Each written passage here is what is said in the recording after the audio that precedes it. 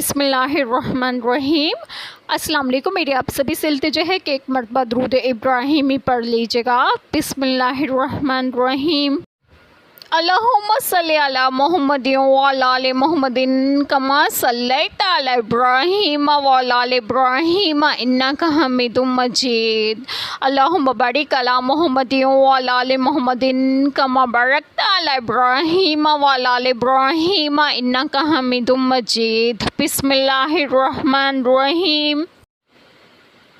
اور جنہوں نے ہماری آیتیں جھٹلائیں اور ان کے مقابل تکبر کیا وہ دوزخی ہیں، انہیں اس میں ہمیشہ رہنا۔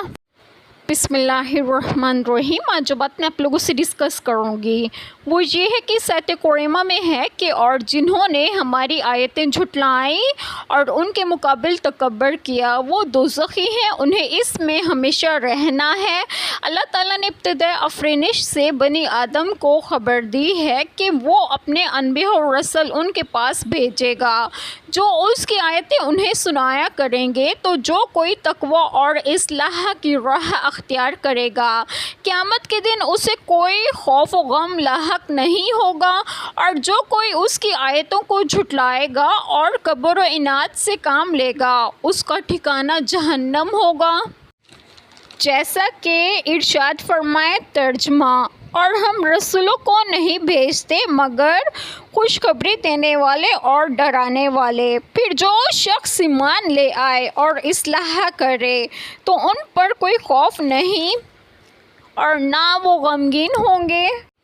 اور ارشاد فرمایا ترجمہ، ہم نے کہا سب کے سب اس سے اتر جاؤ، پھر اگر کبھی تمہارے پاس میری طرف سے واقعی کوئی ہدایت آ جائے تو جو میری ہدایت کی پیروی کرے گا سو ان پر نہ کوئی خوف ہے اور نہ وہ غمگین ہوں گے، اور جنہوں نے کفر کیا اور ہماری آیات کو جھٹلایا یہ لوگ آگ والے ہیں، وہ اس میں ہمیشہ رہنے والے ہیں۔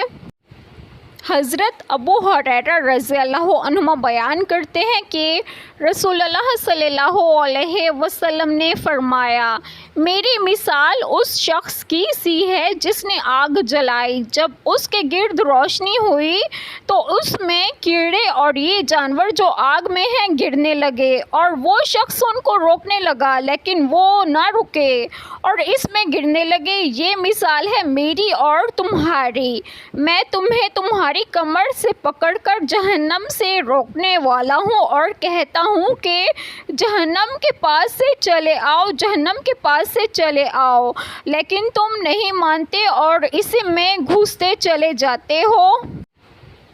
اور اس سے ہمیں معلوم ہوا کہ تکبر کی بہت بڑی قباحت یہ ہے کہ آدمی جب تکبر کا شکار ہوتا ہے تو نصیحت قبول کرنا اس کے لیے مشکل ہو جاتا ہے۔ چنانچہ قرآن پاک میں ایک جگہ منافق کے بارے میں فرمایا گیا ترجمہ، اور جب اسے کہا جائے کہ اللہ سے ڈرو تو اسے ضد مزید گناہ پر ابھارتی ہے، تو ایسے کو جہنم کافی ہے اور وہ ضرور بہت برا ٹھکانہ ہے۔ اور حدیث مبارکہ میں ہے، نبی کریم صلی اللہ علیہ وسلم نے ارشاد فرمایا، حق کی مخالفت اور لوگوں کو حقیر جاننا تکبر ہے۔